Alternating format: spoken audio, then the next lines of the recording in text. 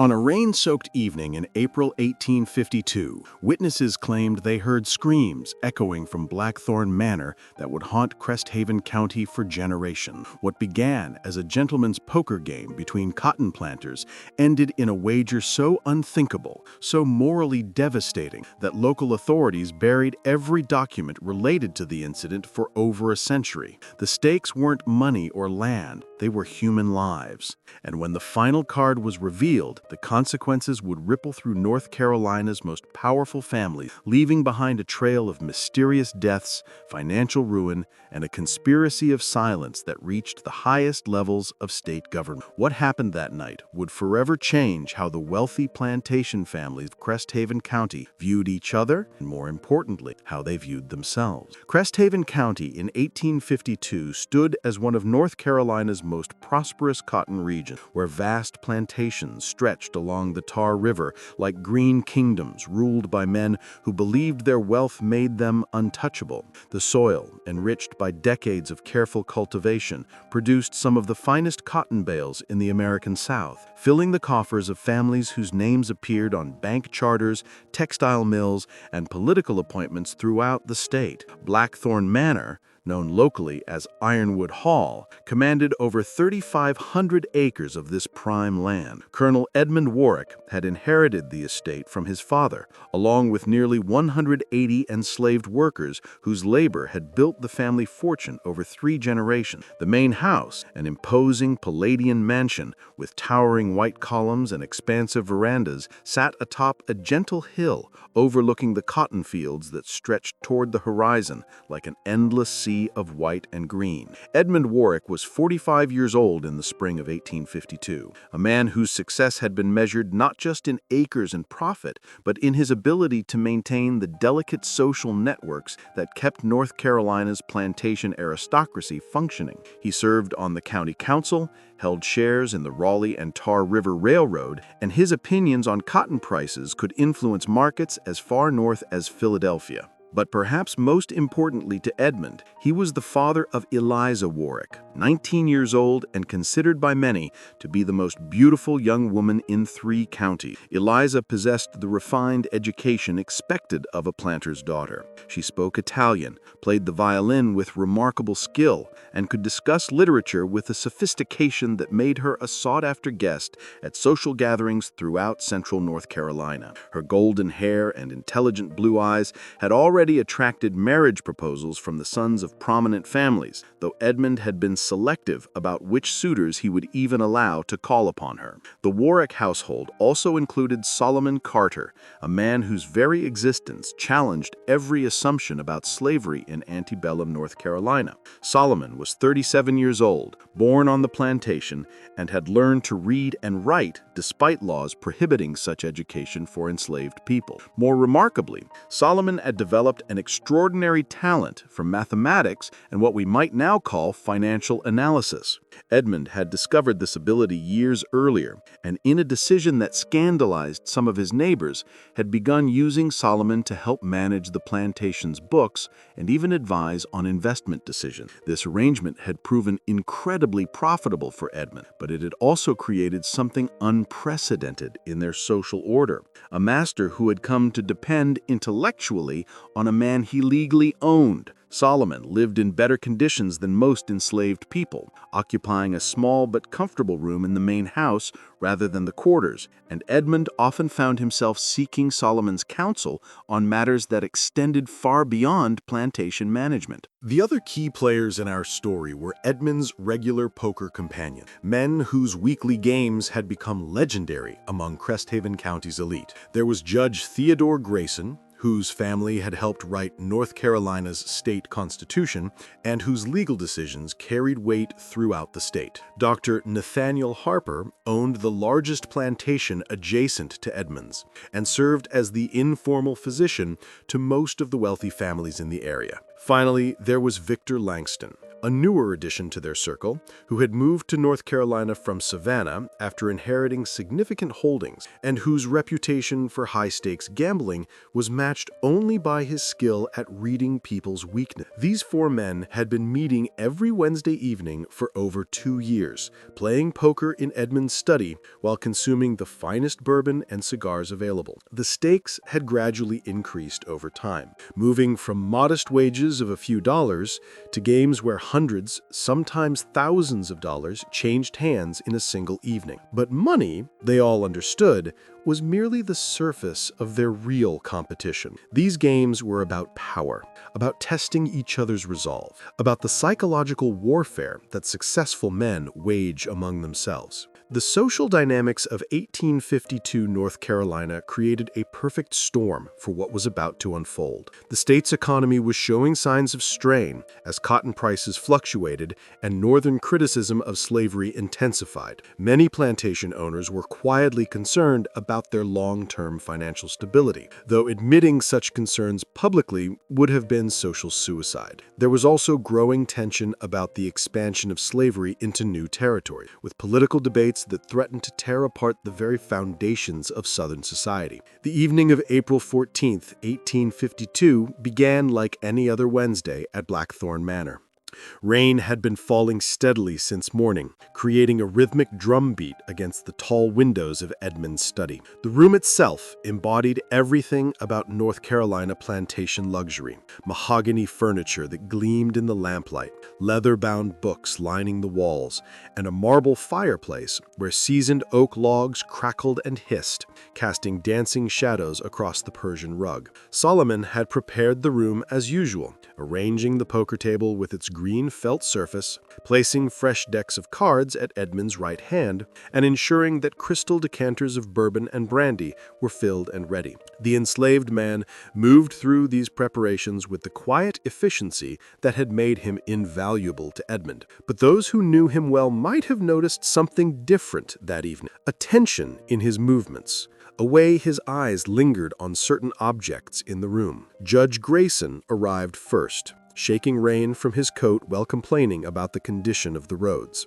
At 60, he was the eldest of their group, a man whose legal mind had helped shape North Carolina's response to various constitutional challenges over the past 2 decades. His presence at these games served as a sort of informal blessing. If Theodore Grayson was willing to gamble with you, it meant you had truly arrived in North Carolina society. Dr. Harper came next, carrying his medical bag as always, since calls could come at any hour when dealing with the health needs of hundreds of people across multiple plantations. Nathaniel was known for his conservative play style and his ability to read physical tells in other players, skills that served him well both at the poker table and in diagnosing illnesses. Victor Langston was the last to arrive, and his entrance changed the atmosphere in the room immediately. At 39, Victor possessed the kind of magnetic personality that drew people in while simultaneously making them slightly uncomfortable. He had been educated at the University of Georgia, spent several years in New Orleans learning what he called the gentleman's arts, and had returned to North Carolina with enough wealth and connections to purchase significant holdings, though no one seemed entirely clear on the exact sources of his fortune. "Gentlemen," Victor announced as he settled into his usual chair, "I hope you're prepared for a memorable evening. I've been feeling particularly fortunate lately." Edmund dealt the first hand, while Solomon moved silently around the room, refilling glasses and ensuring the fire remained strong. The early games proceeded normally, with modest pots and the usual conversation about cotton prices, politics, and county gossip. But as the evening progressed and the bourbon began to take effect, something shifted in the room's dynamic. Victor had been losing steadily for the first 2 hours, and those who knew his temperament recognized the signs of his growing frustration. He began making larger bets, trying to recover his losses through increasingly aggressive play. Judge Grayson folded early from most hands, content to watch the drama unfold between the other 3 players. Dr. Harper maintained his conservative approach, winning small pots consistently but avoiding major confrontations. Edmund found himself holding unusually strong hands throughout the evening, and his confidence grew with each winning pot. By 10 o'clock, he was ahead by nearly $800, a substantial sum that represented several months of income for most North Carolina families.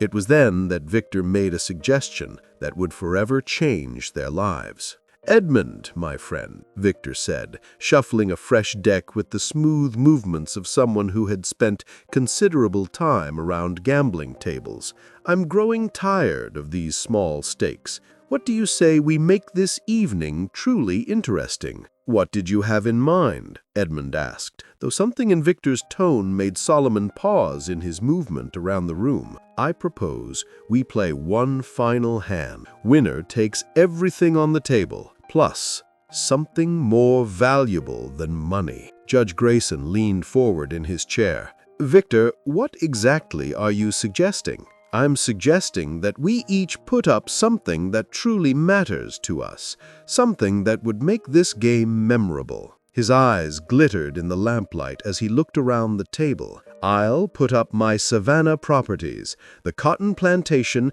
and the house on River Street, worth over $15,000. The room fell silent, except for the sound of rain against the windows and the crackling fire. $15,000 was an enormous sum, enough to buy a substantial plantation or fund a small textile mill. Dr. Harper shook his head. "Victor, that's far beyond what any of us can match."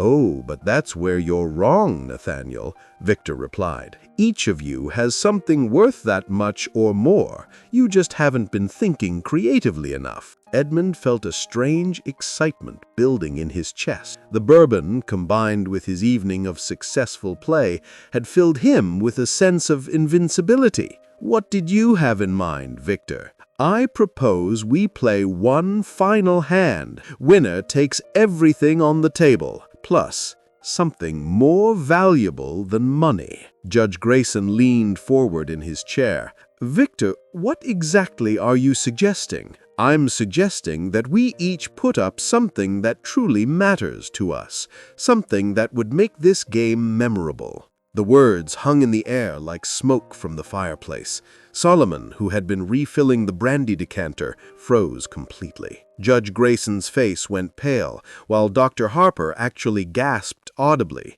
Edmund's first instinct was to laugh, to dismiss the suggestion as the bourbon talking. But something about the way Victor was looking at him, something about the challenge implicit in the suggestion, made him pause. In the social hierarchy of 1852 North Carolina, a man's ability to control his family's destiny was considered a measure of his power. To refuse such a wager might be seen as weakness, as an admission that he wasn't confident in his own abilities. "Victor," Judge Grayson said carefully, "you're suggesting something that goes far beyond gambling. A young woman's life shouldn't be wagered like property, isn't it?" Don't we already arrange marriages based on financial and social considerations? Victor asked. At least this way, the decision would be made by skill rather than backroom negotiations. Edmund found himself actually considering the proposal, though a rational part of his mind screamed warnings.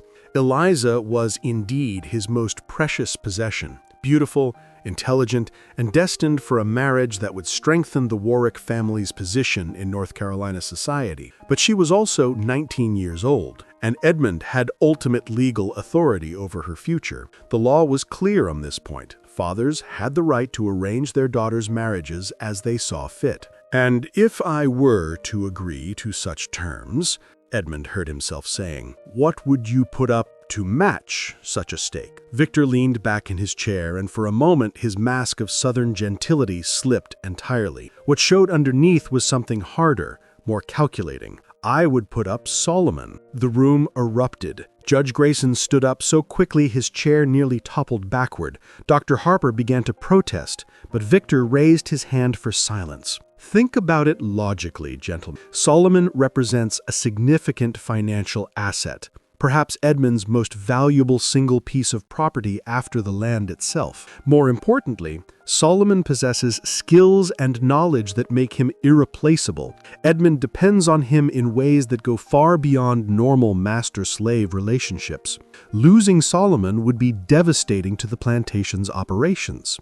Edmund stared at Victor, realizing that the man had been observing their household dynamic far more carefully than anyone had suspected. It was true. Solomon had become indispensable, not just to the plantation's financial management, but to Edmund's sense of intellectual equality. Their evening conversations about business strategy and investment opportunities had become one of Edmund's greatest pleasures.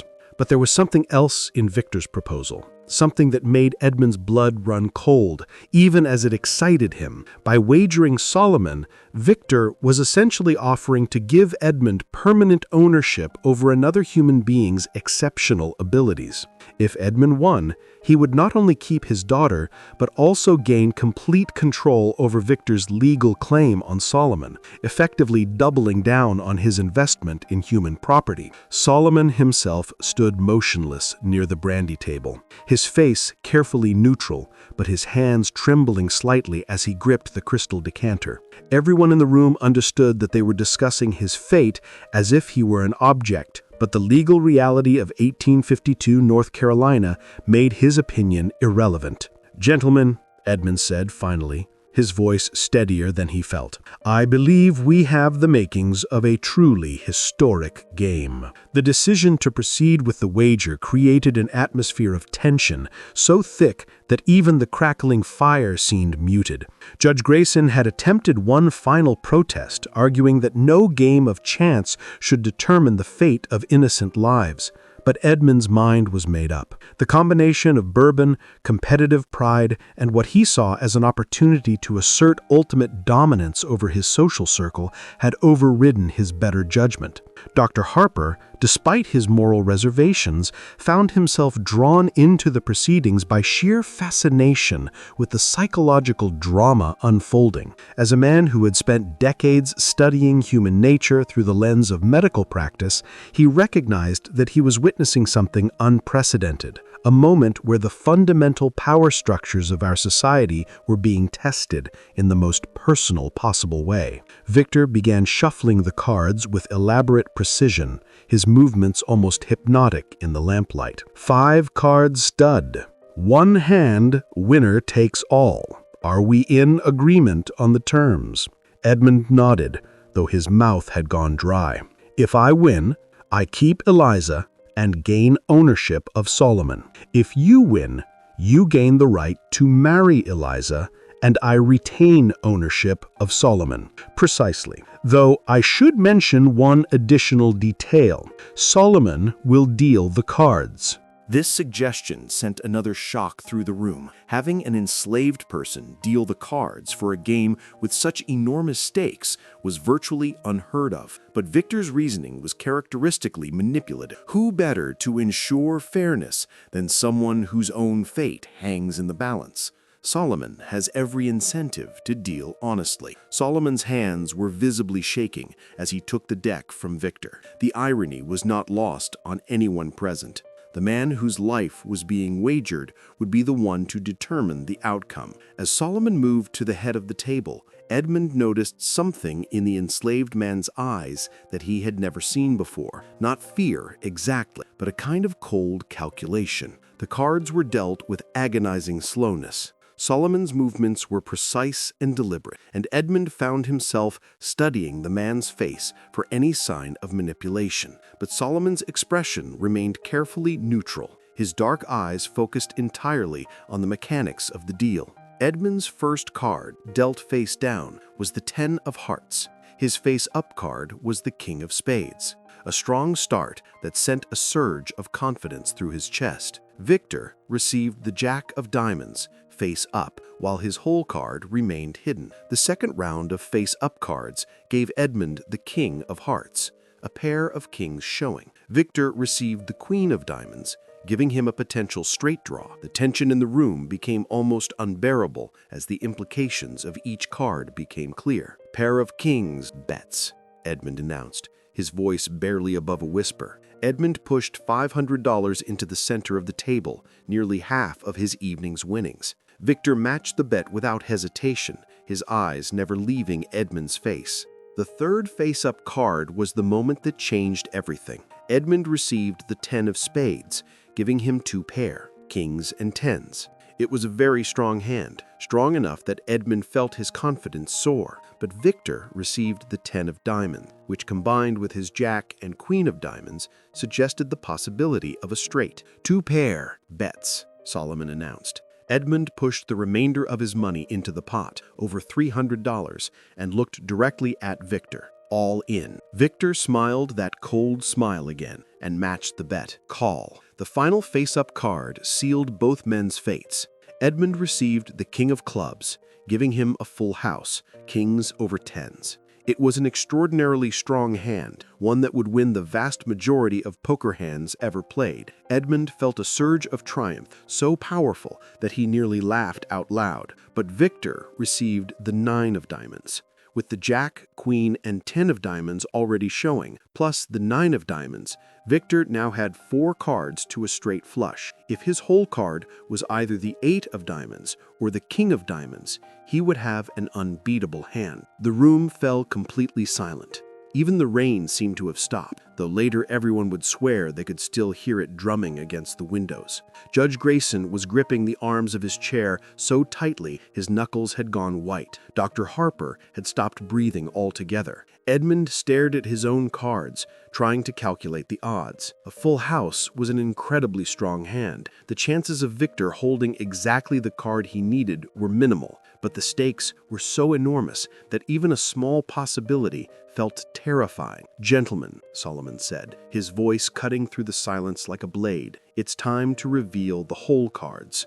Edmund flipped his 10 of hearts, confirming his full house. "Kings over tens," he announced, though his voice cracked slightly. Victor reached for his whole card with agonizing slowness. His fingers seemed to tremble as they touched the edge of the card. The entire room held its breath as he lifted it and turned it over. The 8 of diamonds. Victor had a straight flush. 8, 9, 10, jack, and queen of diamonds. In poker, only a royal flush beats a straight flush, and Edmund was not holding a royal flush. The silence that followed was more profound than anything any of them had ever experienced. It was the silence of a world fundamentally changing, of assumptions being shattered, of consequences so vast they couldn't be immediately comprehended. Edmund stared at the cards as if they might somehow rearrange themselves. His full house, which moments before had seemed like a guaranteed victory, now felt like a cosmic joke. He had wagered his daughter's future on the turn of a single card, and he had lost. Victor's voice, when it finally broke the silence, was soft but carried absolute authority. "Gentlemen, I believe we have a winner." In the hours that followed the game's conclusion, the true magnitude of what had transpired began to sink in like poison spreading through clear water. Edmund sat motionless at the poker table long after the other men had departed, staring at the cards that had sealed his daughter's fate. The fire had burned down to embers, casting the room in an eerie red glow that seemed appropriate for the hellish situation he had created. Solomon had remained in the room, standing near the window where he could watch the rain continue its relentless assault on the North Carolina countryside. The enslaved man's situation had become even more complex. While he had technically been wagered and lost, the legal realities meant that Victor now owned him, but the practical realities meant he was still physically present at Blackthorn Manor. The transfer of his ownership would require legal documents, and until those were prepared, he existed in a strange limbo. "Master Edmund," Solomon said finally, using the formal address that their private conversations had long ago abandoned, "what are you going to tell Miss Eliza?" Edmund looked up from the cards, and Solomon was shocked to see tears streaming down the old man's face. In all the years he had known Edmund, through business crises and family deaths and economic uncertainties, he had never seen the man cry. "I don't know. How do you tell your daughter that you've gambled away her future to a man she's never even met socially?" The legal implications were staggering. Under North Carolina law, Edmund had absolute authority over Eliza's marriage until she turned 21 or married whichever came first. His agreement to the poker wager was legally binding, assuming witnesses could be found to confirm the terms. Judge Grayson and Dr. Harper had both been present for the entire game, and their reputations made them unimpeachable witnesses. But the social implications were even more devastating. Word of the poker game would inevitably spread through Cresthaven County's tight-knit plantation society, and the scandal would destroy not just Edmund's reputation, but potentially the standing of everyone involved. The idea that a father would gamble with his daughter's life and lose challenged fundamental assumptions about paternal responsibility and social order. Victor Langston had departed that evening with a quietly satisfied air, promising to return the following day to discuss the practical arrangements of his victory. He had shaken Edmund's hand with what seemed like genuine sympathy, but there had been something triumphant in his eyes that suggested this outcome had been his goal from the very beginning. As dawn broke over Blackthorn Manor, Edmund finally forced himself to leave the study and confront the impossible task of explaining the situation to Eliza. He found her in the morning room, reading a book of poetry while taking her breakfast. She looked up as he entered and immediately noticed his haggard appearance. "Papa, you look terrible. Were you up all night with your card game?" Edmund sat down across from his daughter, studying her face as if trying to memorize every detail. Eliza had inherited her mother's refined features, but combined them with an intelligence and strength of character that were entirely her own. At 19, she possessed the kind of beauty that would have guaranteed her a magnificent marriage to any of the prominent families in North Carolina. Now, instead of choosing among suitable suitors, she would be bound to a man she barely knew socially. "Eliza," Edmund began, then stopped. "How do you explain the unexplainable? How do you tell someone that their entire future has been determined by the turn of a card?" "Papa, you're frightening me. What's wrong?" Edmund took a deep breath and began to explain the events of the previous evening. He tried to present the story in a way that emphasized his confidence in his hand, the reasonableness of the wager given the social customs of their time, and the unfortunate but binding nature of the outcome. But as he spoke,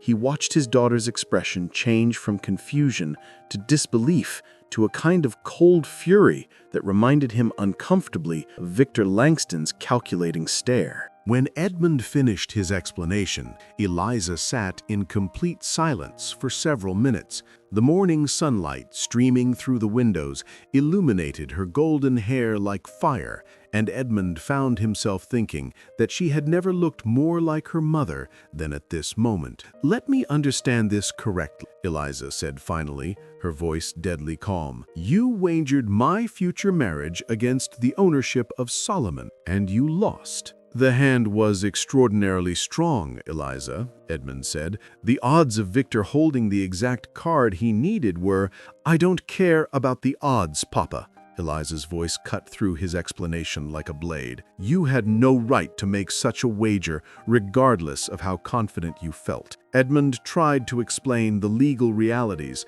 the social customs that gave fathers ultimate authority over their daughters' marriages, the fact that most marriages in their social class were arranged for financial and political reasons anyway. But even as he spoke, he realized how hollow his argument sounded. Eliza stood up from the table, her breakfast untouched. "When is Master Langston coming to claim his prize?" The coldness in her voice when she said prize made Edmund wince.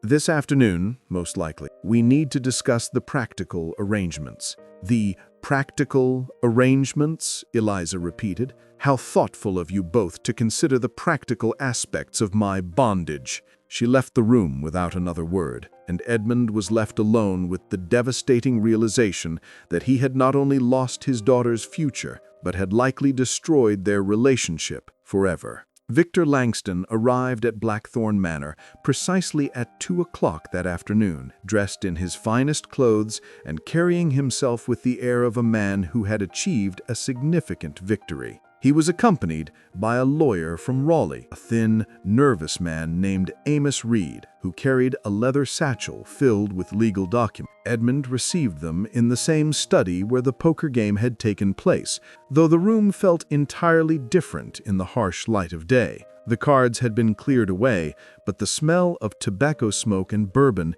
seemed to have soaked into the very walls, creating an atmosphere that felt both intimate and threatened. "Edmund, my dear friend," Victor began, settling into the same chair he had occupied the night before, "I hope you've had time to process our new arrangement." "I've had time to regret it," Edmund bluntly replied, "but a gentleman honors his debts." Victor smiled, that cold smile again. "Indeed he does. Now, Mr. Reed here has prepared the necessary documents to formalize our agreement, the marriage contract, the transfer of Solomon's ownership papers, and various other legal necessities." The lawyers spread the documents across the poker table, and Edmund was struck by how thoroughly Victor had anticipated this outcome. The papers were expertly prepared, covering every possible legal contingency. It was clear that Victor had consulted with legal experts well before the poker game, suggesting a level of premeditation that made Edmund's blood run cold. "There is one matter we need to discuss," Edmund said as he reviewed the marriage contract. "Eliza is resistant to this arrangement." Victor chuckled. "I would expect nothing less from a spirited young woman, but I'm confident that once she gets to know me better, she'll come to appreciate the advantages of our union. And if she refuses—" "She can't refuse, Edmund," Victor said. "Under North Carolina law, you have absolute authority over her marriage until she reaches 21. The contract we're signing today makes that authority legally binding." The conversation was interrupted by a soft knock at the study door. Solomon entered, carrying a tea service, but his movements seemed different from the night before, where he had been trembling with tension during the poker game. He now moved with a kind of resigned dignity that was somehow more unsettling. "Master Edmund," Solomon said, setting down the tea service, "Miss Eliza would like to speak with you and Master Langston." Edmund felt his stomach clench. "Tell her we're in the middle of business discussions. She said to tell you that this business concerns her directly and she has a right to be heard." Victor looked intrigued. "By all means, let's hear what the young lady has to say." Eliza entered the study with the bearing of a queen approaching a throne. She had changed from her morning dress into a formal gown of deep green silk that emphasized her natural dignity and beauty. Her hair was arranged in an elaborate style that added years to her appearance, making her look more like a woman of the world than a sheltered plantation daughter. "Master Langston," she said with perfect courtesy, "I understand that congratulations are in order." Victor stood and bowed slightly. "Miss Warwick, the congratulations should go to me. I consider myself extraordinarily fortunate." "Indeed," Eliza replied, her voice carrying undertones that only Edmund recognized as dangerous. "I wanted to discuss the terms of our engagement with both of you present." Edmund started to protest that the terms had already been decided, but Eliza held up a hand to silence him. "I understand that legally I have no choice in this matter. Papa's gambling debt has made me a prize to be claimed, much like Solomon here has become your property." She gestured toward Solomon, who was still standing near the door. "But I wanted you to understand exactly what kind of wife you're acquiring, Master Langston." Victor leaned forward, clearly enjoying the confrontation. "Please enlighten me." Eliza smiled, and Edmund recognized the expression as one she had inherited from her mother, beautiful, but absolutely ruthless. "I will honor the legal obligations that Papa's foolishness has created. I will marry you in a ceremony that satisfies North Carolina law and social convention. I will live in your house and bear the title of your wife." "That sounds perfectly reasonable," Victor said. But Eliza continued, her voice dropping to a whisper that somehow carried more menace than a shout. "I will never willingly share your bed.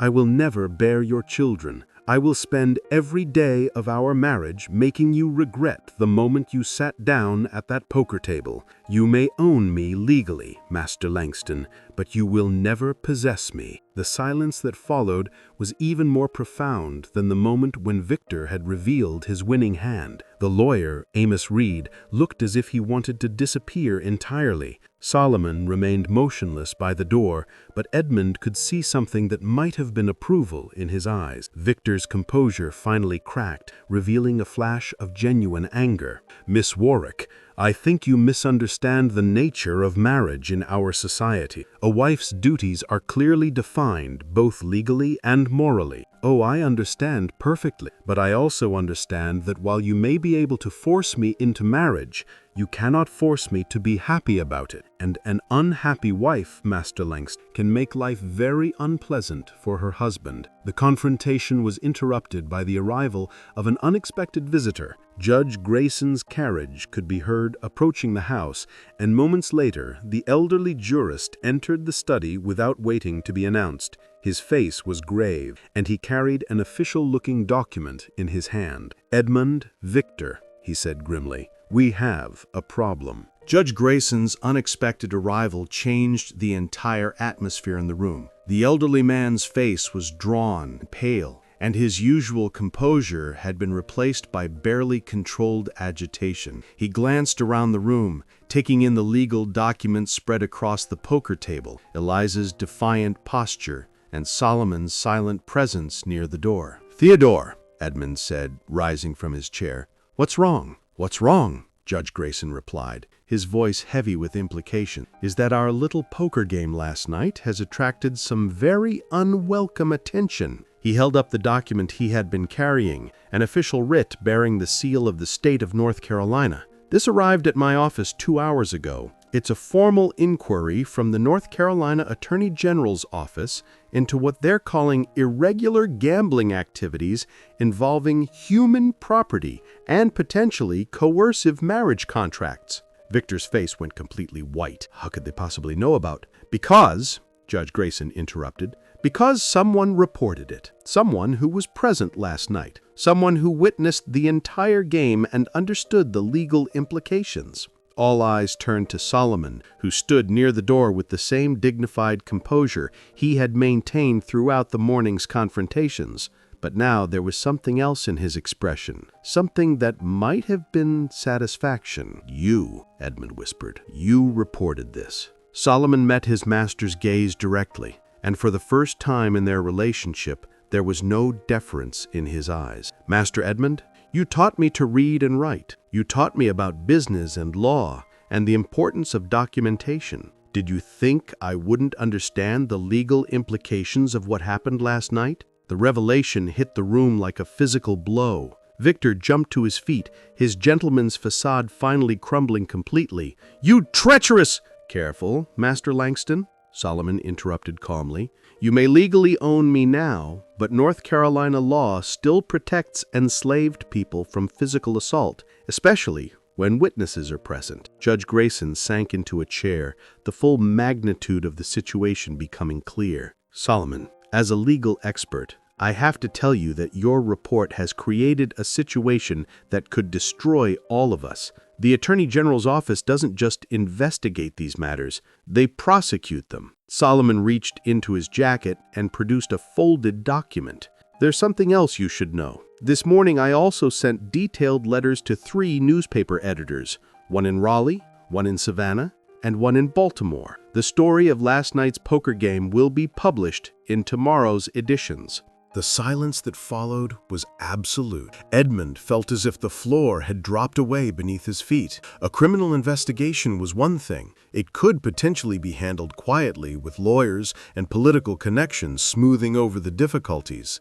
But newspaper coverage would make the scandal public knowledge throughout the South. "You've destroyed us all," Dr. Harper whispered. "No," Solomon replied calmly, "you destroyed yourselves. I simply documented it." Eliza moved to stand beside Solomon, and Edmund was struck by how natural their alliance appeared. "Solomon, how did you know how to do all this? The legal reports, the newspaper contacts?" Solomon smiled for the first time since entering the room. "Miss Eliza, you weren't the only one receiving an education in this house. While Master Edmund was teaching me about plantation finances, I was also learning about law, politics, and the power of information. I've been corresponding with abolitionists in Raleigh for over a year, learning about legal strategies and political organizing. The true brilliance of Solomon's strategy was becoming apparent. By reporting the poker game to state authorities, he had created a legal situation that was impossible to resolve quietly. The men involved were too prominent to ignore, but the nature of their activities was too scandalous to handle through normal channels.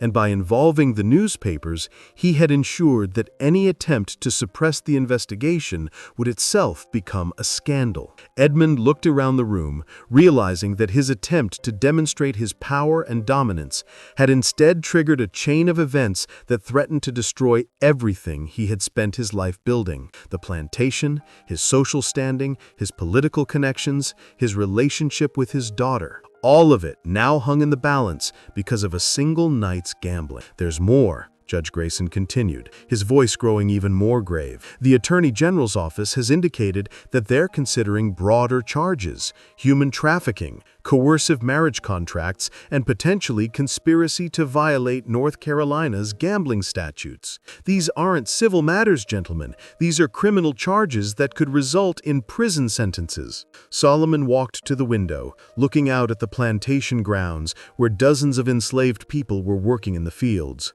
"You know what the most ironic part of this whole situation is. You taught me everything I needed to know to bring you down. You educated me. You trusted me with your business secrets. You treated me almost like an equal in private conversations.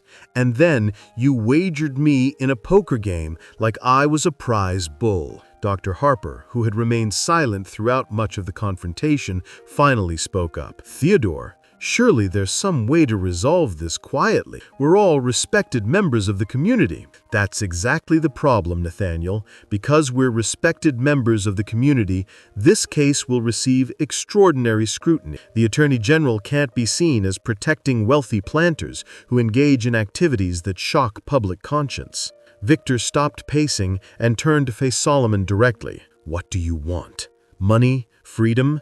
There must be something you want in exchange for withdrawing your report." Solomon's response was immediate and devastating. "Master Langston, you still don't understand. I didn't report this crime to negotiate. I reported it because it was a crime. The only thing I want is justice." The word justice hung in the air like an indictment.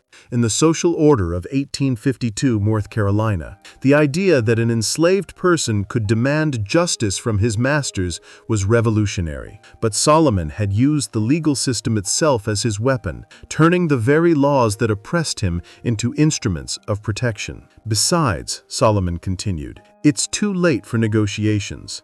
The letters have already been sent.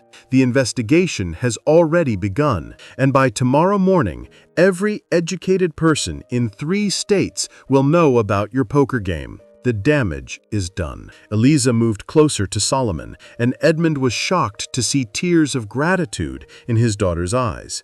"Solomon, you saved me. You saved us both." "Solomon, Miss Eliza, you would have saved yourself eventually. You have your mother's spirit. I just provided some legal assistance." The documents on the poker table suddenly seemed like evidence of criminal activity rather than business arrangements. Victor reached for the marriage contract, but Judge Grayson stopped him. "Don't touch anything," the judge warned. "Those documents are now evidence in a criminal investigation. Tampering with them would constitute obstruction of justice." Edmund finally found his voice. "What happens now?" "Now," Judge Grayson said grimly, "we wait for the Attorney General's investigators to arrive. They'll want to interview each of us separately, examine the documents, and gather additional evidence. The investigation could take weeks or months, and in the meantime, all of the agreements made during the poker game are suspended pending the outcome of the investigation. Eliza cannot be forced into marriage while the coercive nature of the contract is under review. Solomon's ownership transfer is also suspended." Victor's carefully constructed plans were crumbling before his eyes. "This is outrageous. I won that game fairly. You won a game where human beings were wagered as stakes. In what universe did you think that was fair? The confrontation was interrupted by the sound of multiple carriages approaching Blackthorn Manor. Through the study windows, they could see official vehicles bearing the seal of the state of North Carolina. The investigators had arrived far more quickly than anyone expected. "Gentlemen," Judge Grayson said, standing up and straightening his coat, "I suggest we prepare ourselves for the most difficult legal proceeding of our lives." The investigation that followed would become legendary in North Carolina legal circles, though the full details would remain sealed in state archives for over a century. Attorney General investigators spent 3 weeks at Blackthorn Manor, interviewing everyone present during the poker game, examining financial records, and gathering testimony from dozens of witnesses throughout Cresthaven County. The lead investigator was a woman named Clara Morton, one of the first female legal clerks employed by the North Carolina Attorney General's office. Her presence added another layer of scandal to the proceedings, as her sharp questioning exposed not just the poker game, but the entire social system that had made such a wager seem acceptable to the participants.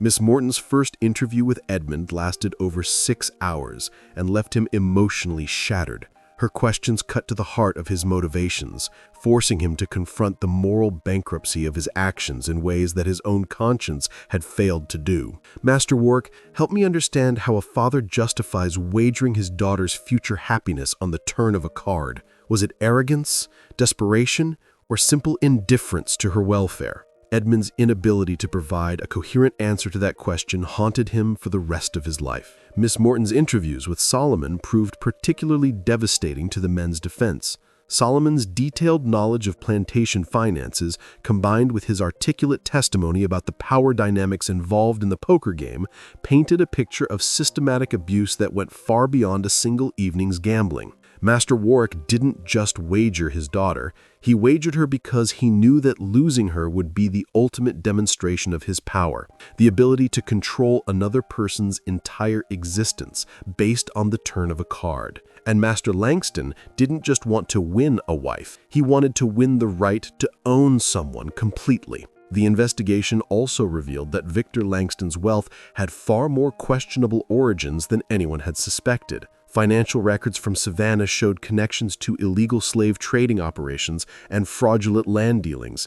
His move to North Carolina appeared to have been motivated by a desire to escape legal troubles in Georgia, rather than any genuine interest in establishing himself as a respectable planter. More disturbing still, investigators discovered that the poker game at Blackthorn Manor was not Victor's first attempt at acquiring a wife through gambling. Similar incidents in Savannah and Charleston suggested a pattern of predatory behavior that had been overlooked by authorities who were impressed by his wealth and social connections. Judge Grayson's involvement in the poker game created a constitutional crisis within North Carolina's legal system. His presence as both participant and potential witness forced the Attorney General to request special prosecutors from other states. The scandal eventually reached the North Carolina legislature, where it prompted new laws regulating gambling and strengthening protections against coercive marriage contracts. Judge Grayson's fall of grace was particularly tragic because his legal career had previously been distinguished by progressive positions on various social issues. His participation in the poker game was seen as a betrayal of the principles he had publicly advocated, and the disappointment among his colleagues was palpable during the investigation proceedings. Dr. Harper, whose involvement had been the least criminal of the participants, ultimately cooperated fully with investigators in exchange for reduced charges. His testimony provided crucial corroboration of Solomon's account and helped establish the premeditated nature of Victor's actions. The doctor's cooperation came at a significant personal cost. His medical practice suffered severely as patients began to question his judgment and moral character. Several families specifically requested different physicians, and his reputation in the medical community never fully recovered. The newspaper coverage that Solomon had orchestrated proved to be just as damaging as the legal investigation. Editorial writers throughout the South used the story to examine broader questions about slavery, patriarchal authority, and the moral corruption that wealth and power could enable. One particularly influential editorial in the Raleigh Register posed questions that resonated far beyond North Carolina.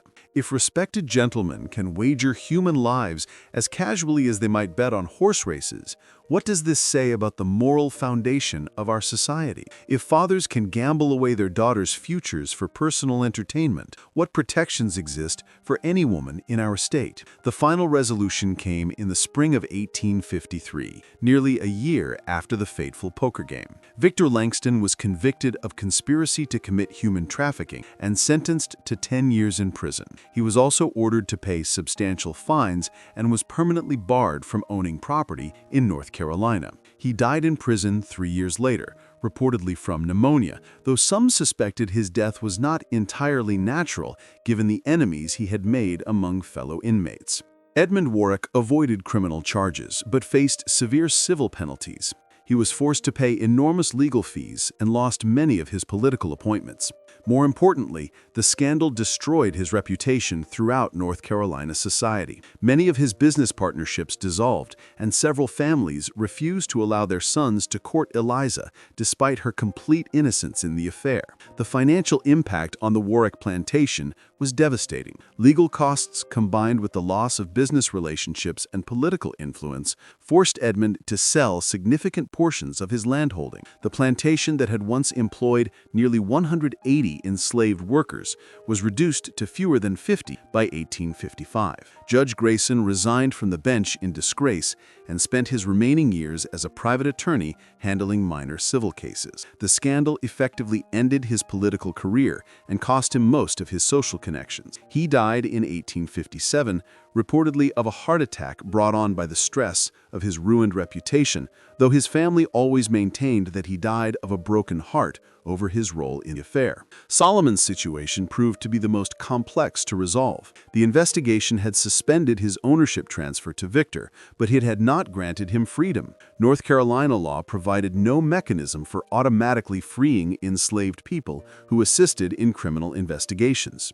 However, the publicity surrounding the case created political pressure for some form of reward. The solution came from an unexpected source: Eliza Warwick herself. On her 21st birthday in 1854, she used her legal inheritance from her mother's estate to purchase Solomon's freedom. The transaction was conducted publicly, with newspaper coverage throughout North Carolina, making it impossible for Edmund to interfere. Eliza's decision to free Solomon was seen as the final rejection of her father's values and the social system that had enabled the poker game. The ceremony where Solomon received his freedom papers was attended by dozens of abolitionists and reform-minded citizens, turning it into a symbolic victory for anti-slavery forces. Eliza also used the scandal as an opportunity to reject all marriage proposals and dedicate herself to what would later be called women's rights activism. She never married, instead becoming one of North Carolina's first female property owners and a vocal advocate for legal reforms. Her partnership with Solomon, now a free man, continued as they established successful business ventures that challenged social conventions throughout the 1850s.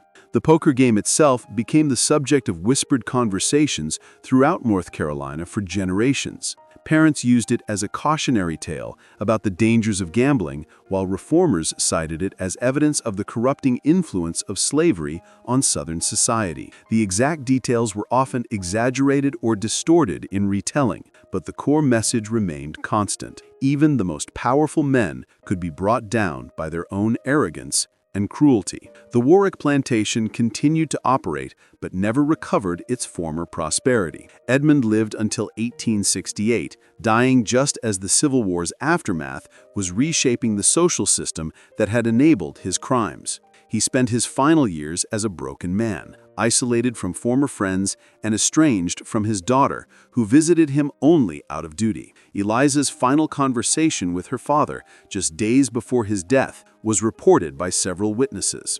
"Papa, do you ever regret that poker game?" she had said. Edmund's response was barely audible. "I regret everything that led to it and everything that followed from it." The study, where the poker game took place, was sealed after Edmund's death and remained untouched for decades. Later owners of the property reported strange acoustics in the room, sounds that resembled cards being shuffled and voices engaged in heated conversation. Whether these phenomena had natural explanations or represented something more mysterious, they served as a permanent reminder of the night when a simple card game changed the course of multiple lives. The legal precedent established by the case continued to influence North Carolina law well into the 20th century. The Solomon Carter precedent, as it came to be known in legal circles, established important protections for witnesses who reported crimes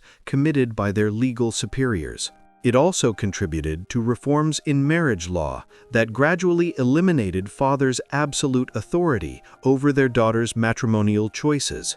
Perhaps most importantly, the case demonstrated that even within the oppressive legal framework of antebellum slavery, there were ways for intelligent and determined individuals to use the system against itself. Solomon's strategy of using legal reporting mechanisms to expose criminal activity became a model for other reform efforts throughout the South. The documents from the poker game, including the original cards used that fateful night, were eventually donated to the North Carolina Historical Society, where they remain available for researchers studying the social and legal history of the antebellum period. The cards themselves, still bearing the fingerprints of the men who handled them, serve as tangible evidence of how a single moment's decision can echo through generations.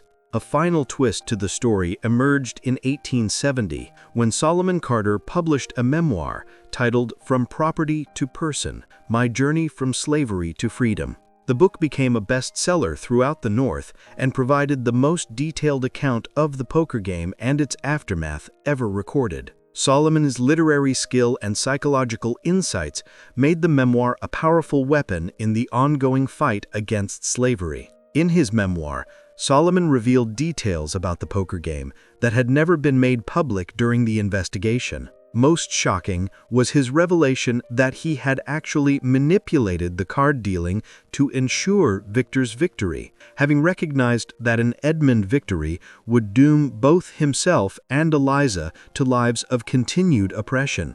I realized that night, Solomon wrote, that sometimes justice requires us to help evil defeat itself. By ensuring that Master Langston won the poker game, I created a situation so morally outrageous that it could not be ignored or covered up. Sometimes the only way to escape a trap is to make the trap so obvious that others are forced to acknowledge it exists.